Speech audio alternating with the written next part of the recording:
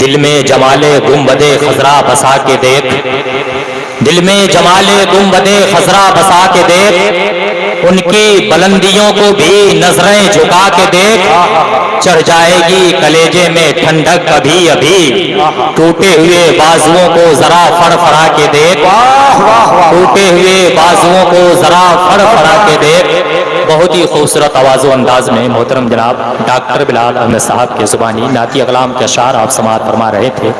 Stage پر علماء کرام کا ایک خوبصورت گلدستہ موجود ہے جسے آپ اپنے ماتھوں کی نگاہوں سے دیکھ کر نامہ اعمال میں نیکیوں کا اضافہ فرما رہے ہیں۔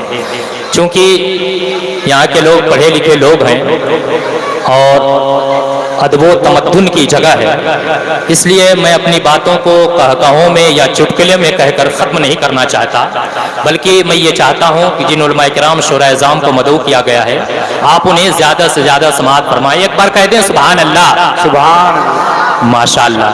آپ لوگ بہت ہی بیداری کے ساتھ سماعت فرماتے ہیں، اس لیے آپ کے دیار میں بار بار آنے کو جی چاہتا ہے۔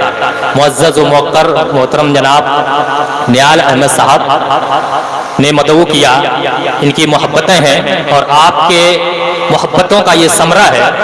کئی روز مسلسل پروگرام کے باوجود بھی جو کچھ حرارت ہوتی ہے لیکن آپ کی محبتیں ساتھ دیتی ہیں، جس سے کہ کچھ کہنے کا ہمیں شرف حاصل ہو جاتا ہے۔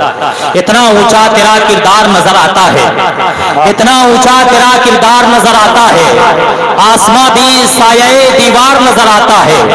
جس روز سے تو نے دشمن کی عادت کی ہے، کفر اس روز سے بیمار نظر آتا ہے، کفر اس روز سے بیمار نظر آتا ہے۔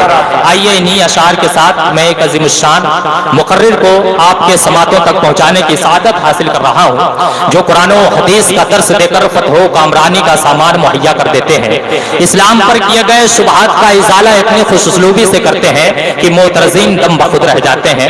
حضرت علامہ مولانا مفتی ذیشان ضیاء صاحب قبلہ مصباحی، میں ان کی بارگاہ میں درخواست کر رہا ہوں وہ تشریف لائیں اور اپنے کلمات خیر سے ہم تمامی حضرات کو محظوظ کریں۔ آئیے استقبال کر لیں۔ نعرہ تکبیر، نعرہ رسالت، جشن آمد رسول، سرکار کی آمد، دلدار کی آمد، مختار کی آمد۔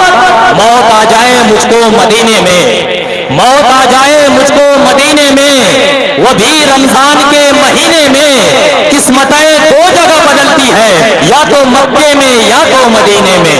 قسمتیں دو جگہ بدلتی ہیں، یا تو مکے میں یا مدینے میں۔